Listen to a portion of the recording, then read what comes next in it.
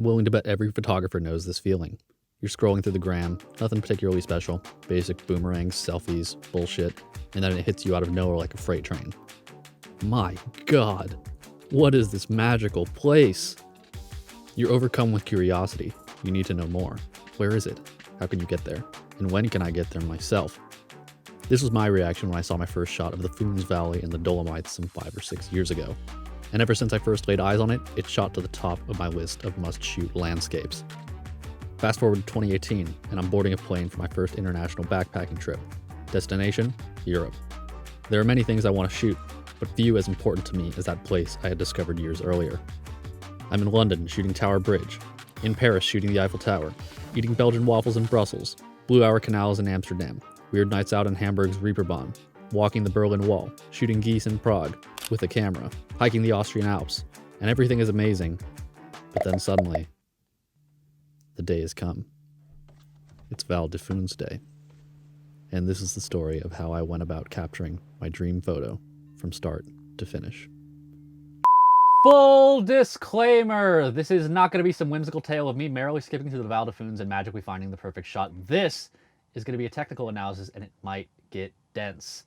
If you're here looking for a travel film full of copious amounts of B-roll, girls, slow motion footage, and future-based music, then you are in the wrong place. Sorry.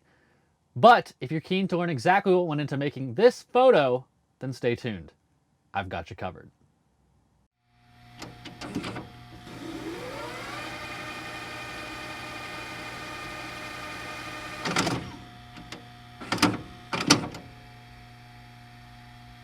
Alright, what's up guys? Today we are in Val de Foons in South Tyrol. This is the Dolomites in Italy, which is part of the northern Italian Alps. It's my first time here, never been to Italy before. We spent the last 20 or so, 20, 30, 40 minutes or so, kind of just walking around. We started down there in front of that small little Baroque church. You could only really stand directly in front of the church. And when you're directly in front of the church, you actually lose a lot of the mountains that you see behind me on the right side. So we checked out another couple of vantage points. This one here offers the most of the mountain. This composition here offers the church centered in the frame, but you lose a little bit of the mountains on the side. You can see that it's very rule of thirds. It's pleasing, but there's nothing really exciting about the car going by. This composition was also captured at the viewing platform where all of the tourists go. This is the most photographed composition that you will see of this place. And I don't know about you guys, but I didn't really come all the way to Italy to get the same exact photo that everybody else got. So we're scouting around and we've made our way up this little road here. We're standing kind of just on the side of traffic. There's lots of cars going by that you can probably hear. I really like this angle for a couple of reasons. One is because it offers a nice elevated angle of the church behind me. And then the second is that it offers the most view of the mountains in the background. So after walking around and scouting out the different locations, I've decided that even though I don't like standing on the side of the road, this offers the most unique and favorable angle. I'm gonna go ahead and set up my tripod and I'll show how just minor shifts in your composition can drastically affect the impact that your photo is gonna have. All right, so here's the composition that I've decided on. I want to note that the aspect ratio for the video is 16:9, so it looks a little bit different than the photo that I'm shooting, which is 4:6:32. Right now I'm at about 34 millimeters. If we go ahead and zoom out a little bit, you can see that 16 offers a little bit too much of the scene right here. I do kind of like that leading line into there with the arrows though, but that's not really what I came here for. So we're gonna go back up. So let's exclude all of those things down there. All right, we're back at like 25 right now. Now this is nice too, we've excluded everything, but I think personally that we're a little bit too wide to fully appreciate how large those mountains are in the background. There's a lot of room for the sky, which allows a lot of potential for the sky to light up during sunset. But personally, and this is an artistic choice, I have chosen to frame it at about 34, with this framed just a little bit higher to offer some room for the sky, with the church as a very small foreground element. Please don't hit my tripod leg. Thank you. So now that we've gone over why we've chosen this vantage point and why I've chosen the framing and the focal length that I have, we're gonna go over a little bit about settings. There's no drone zone. As far as settings go, Landscape photography, it's very simple. We want to have the lowest possible ISO because we want to decrease the amount of noise and maximize the amount of detail coming out of our sensor. It varies in different scenes, but for aperture, I usually like to keep it around f8, something higher so that we can keep our subject in focus as well as the surrounding areas as well. I have my camera right now set up in aperture priority mode. I have it set for one-stop brackets. I have my EV shift set to -1. So that means every time I take a bracket, I get a -2, a -1, and a 0. So let's fire through a set of brackets and take a look at them. All right, so here we're looking at the -2. If you take a look at the histogram, you can see that I still have enough detail in my shadows. I have all the detail that I need in my highlights, but the scene's just a little bit too dark. If we switch to the -1, you can see the scene is much more properly exposed, but we're actually losing a little bit of detail in those highlights and the shadows on the top right of the screen. If we shift to the 0, you can see that the sky is almost entirely blown out, but this is a more acceptable exposure for the entire image. In addition to shooting in aperture priority mode at f8, lowest ISO possible, I'm going to make sure that my focus is exactly where I want it, and then I'm going to turn my camera out of autofocus so that there's no chance that the camera is going to accidentally shift the focus, and I will make sure to not touch the focus ring so that my shots will be in focus throughout the entire session. Throughout the entire shoot, I will be checking the exposures to make sure that they're still in focus and checking my histograms to make sure that I'm not losing any details so that I can shift my EV or add additional or subtract brackets if necessary. I will also be shooting with one of these. If you're not familiar with this is called an intervalometer or a camera shutter remote. Basically, all we're going to do is we're going to plug this in, and I'm just going to use it to remotely trigger this exposure so that when I take a photo, there's not any risk of me bumping the camera and making it blurry. A lot of people believe that the best time to shoot is golden hour sunset, which is not always true. We're here right now at 3:40 in the afternoon. Golden hour is not for another 2 hours. But if you look behind me, you can see that we are having some extremely nice soft light and some very nice shadows playing around on the hills and on the church behind us. Oh my God, so many cars. Especially on a very cloudy day like today, the clouds can be extremely unpredictable. You never really know what they're gonna do, so arriving early ensures that you will be able to capture the best light for that entire shooting period. Because for all I know, this could be the best shot right here. The clouds could wash out the sky. We could not have much of a sunset at all, not much of a blue hour. But being here early makes sure that you are able to capture the entire lighting event from beginning until end. And spoiler alert, guess what? The best shot of the afternoon actually turned out to be the one basically right as I was saying that. So if we take a look at the images here, the one from 3:30, which was actually 10 minutes before when I said that just a few moments ago, this is the one that I prefer the most. It's got a nice bright foreground, and later on in the day we did get some nice light on the mountains, but you see that the foreground is just losing a lot of interest because it's now in shadow. And we did even get some nice pink on the mountains here and some other cool stuff going on in the sky. But again, the shot that I was going for was one that was very bright and brilliant and colorful, and I think that this was the winner right here. So basically right off the bat, just general corrections. I want to make sure that I turn my sharpening all the way down because I'm going to do my sharpening later. And I want to turn on the profile corrections for this lens to get rid of some of that distortion. That looks a little bit better.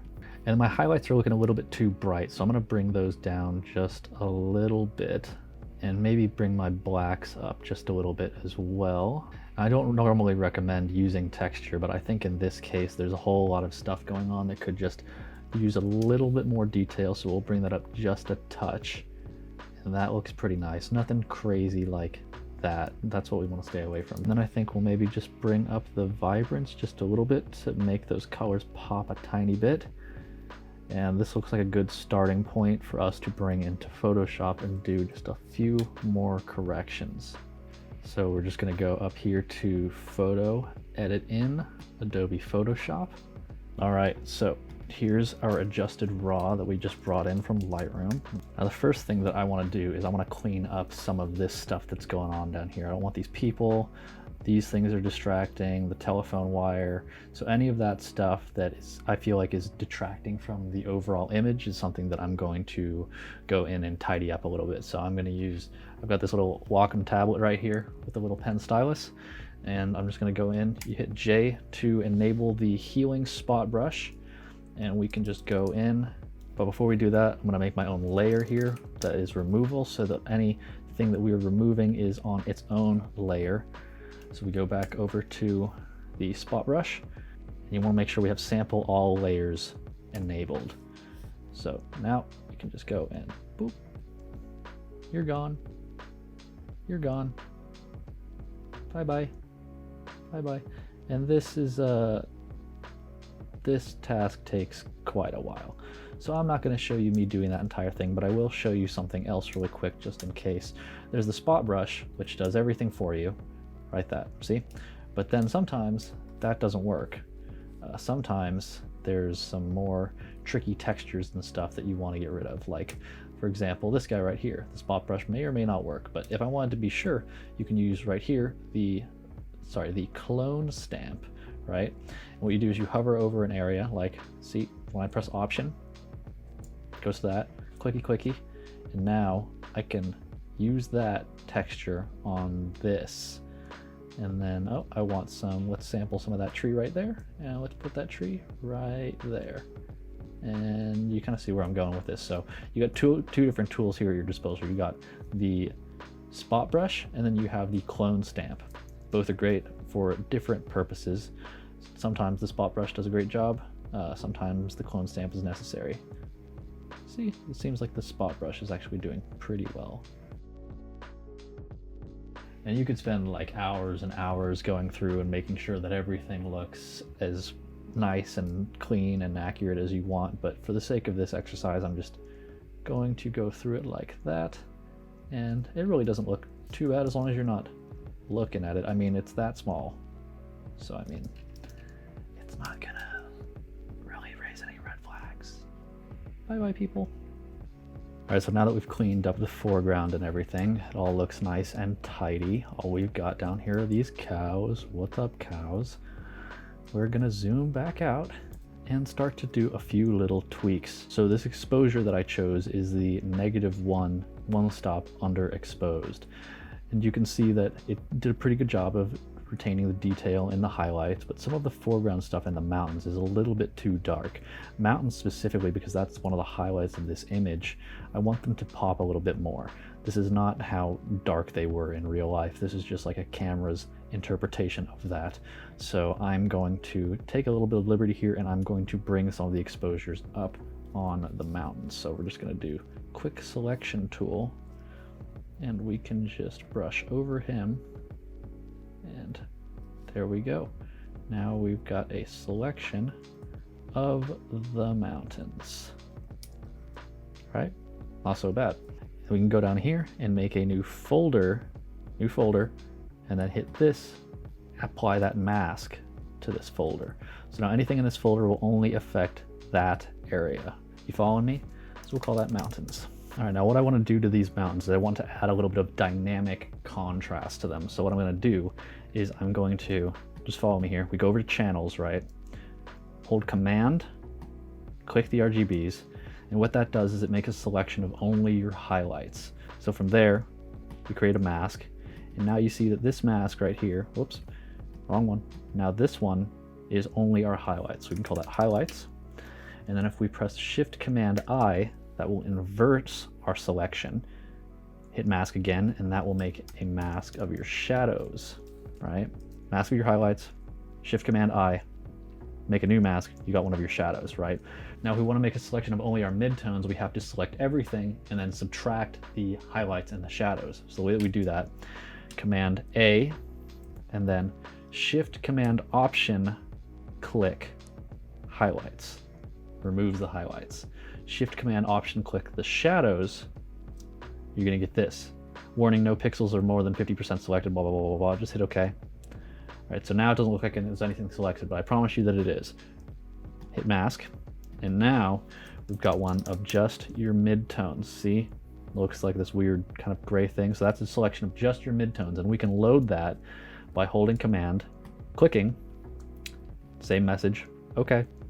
Go to Layers, and now within we have a selection loaded. You can't see it, but there's a selection loaded.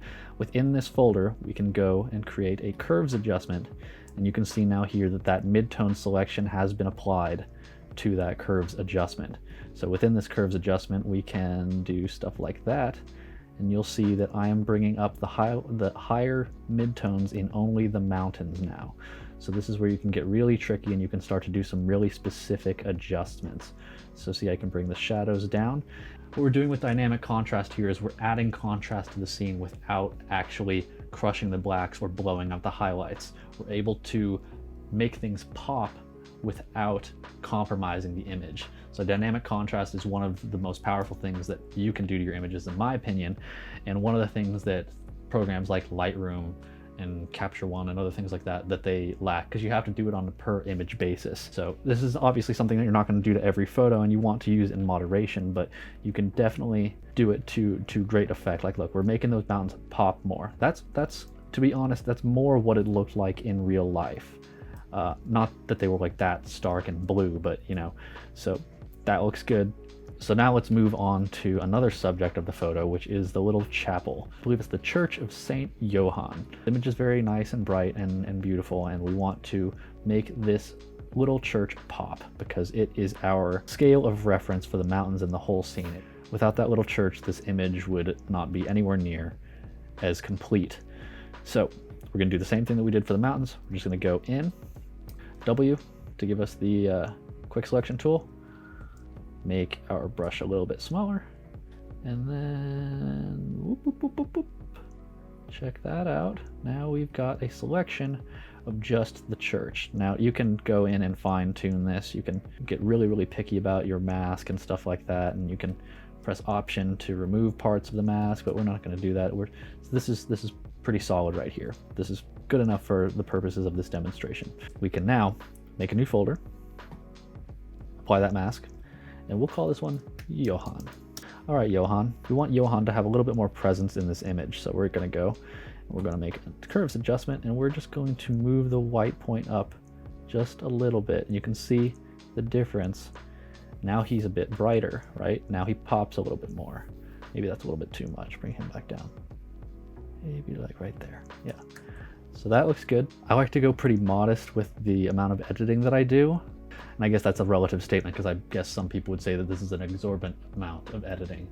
But yeah, I just like to do a few tweaks here and there to make it more what I envisioned when I shot the photo. One of the few last things I want to do here before we do some sharpening and tidy this up is I just want to adjust some of the levels in the sky a bit.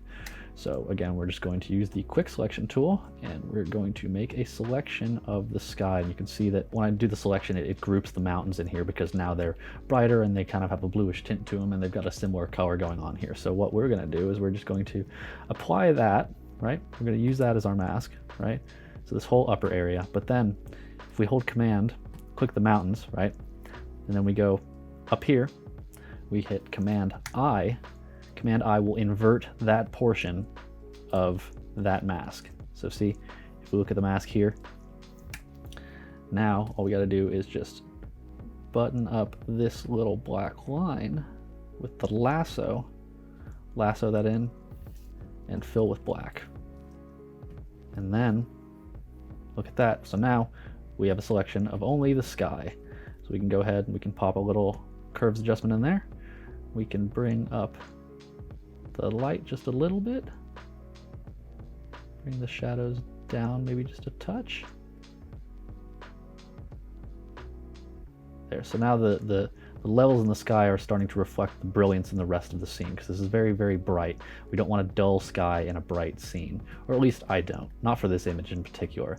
So I think that looks pretty good. Now we're just going to do some sharpening. So select all the layers, shift click all, and then we're going to hit Command J, which duplicates, and then Command E, which merges them, and we'll call this merge.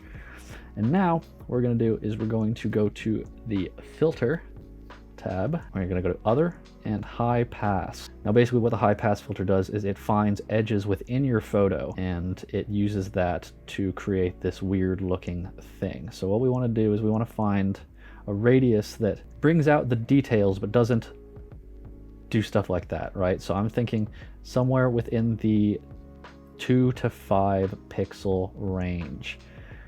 So I think I'm gonna go with like maybe 3, right? So you'll see that it's giving a lot of pop, but it's not giving us any of those unwanted effects. And you're wondering, why is it gray? Hold on to your hats. Ta-da! Now it's done. No, I'm kidding. Okay, now we just go to overlay. And now it will kind of infuse all of those strong edges into our image. So watch, if we zoom in, turn this on and off. It's not that the image was not in focus before, but now it's almost as if we popped out all of those little details that were not there before. Let's import this original raw from Lightroom, and we'll put him on the bottom so that we can see. So this is the original raw. So if we hold Option click, so that is the original photo, including the fence and the telephone wires. And we did a few adjustments, and then we did some removal, and we brought a little bit of life into the mountains, brought a little bit of life into Johan, brought a little bit of life into the sky, merged that all together and made it a little bit sharper. And before and after, you can see they're pretty minor changes, but it has a dramatic effect when you add them all together. It really breathes a whole lot of life into this image that wasn't there before. So that's it. That's everything that went into making my dream photo from start to finish. I hope that you found this helpful or useful or entertaining. And if you did, do whatever you see fit with this video. And I hope to see you in the next one. Take care.